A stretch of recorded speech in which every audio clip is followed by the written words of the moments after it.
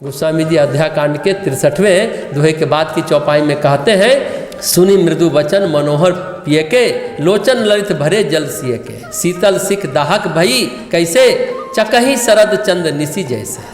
प्रियतम के कोमल तथा मनोहर वचन सुनकर सीता जी के सुंदर नेत्र जल से भर गए, आंसू आने लगा। देखिए राम जी की यह शीतल सिख गोस्वामी जी कहते हैं उनको कैसे जलाने वाली हुई, जैसे चकवी को शरद ऋतु की चांदनी रात हो, चकवी के लिए शरद ऋतु की चांदनी रात होती है, उसी तरह यह शीतल सिख सीता जी को जला रही है। भगवान राम तो बड़े कोमल स्वर से कह रहे थे, बड़े प्रेम से समझा रहे थे, लेकिन सीता जी ने मर्यादा बस कुछ कहा तो नहीं, परंतु उनको कुछ समझ में नहीं आया। सीता जी कहती हैं सारी बातें तो ठीक है, परंतु आप जहाँ हैं वही मेरा जीवन है, आपको छोड़ करके मेरा जीवन नहीं है। रामचरितमानस के अयोध्याकांड में फिर 64वें दोहे में सीता जी कहती हैं, प्राणनाथ करुणा यतन सुंदर सुखद सुजान, तुम बिनु रघुकुल कुमुद विदु सुरपुर नरक समान। हे प्राणनाथ, हे दया के धाम, हे सुंदर, हे सुखों को देने वाले, हे सुजान, हे रघुकुल रूपी कुमुद को खिलाने वाले चंद्रमा, आपके बिना स्वर्ग भी मेरे लिए नरक के समान है। आप नहीं तो भोग रोग के समान है, आपके बिना स्वर्ग भी मेरे लिए नरक के समान है।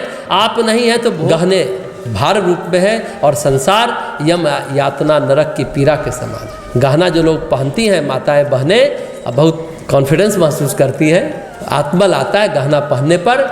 सीता जी कहते हैं आप नहीं है तो ये गहना भार के रूप में, और ये संसार यम की यातना जो नरक है उसकी पीड़ा के समान है। हे प्राणनाथ, आपके बिना जगत में मुझे कहीं भी कुछ भी सुखदाई नहीं है। सीता जी आगे कहती हैं, जिया बिन देह नदी बिन बारी, तैसिए नाथ पुरुष बिन नारी, नाथ सकल सुख साथ तुम्हारे, शरद विमल विधु बदुन निहार। जैसे बिना जीव के देह और बिना जल के नदी, वैसे ही हे नाथ बिना पुरुष की स्त्री है। हे नाथ, आपके साथ रहकर आपका शरद यानी पूर्णिमा के निर्मल चंद्रमा के समान मुख देखने से मुझे समस्त सुख प्राप्त होंगे। मतलब आपके साथ रहने पर सब कुछ अच्छा है, और आपके साथ नहीं रहने पर कुछ भी अच्छा नहीं।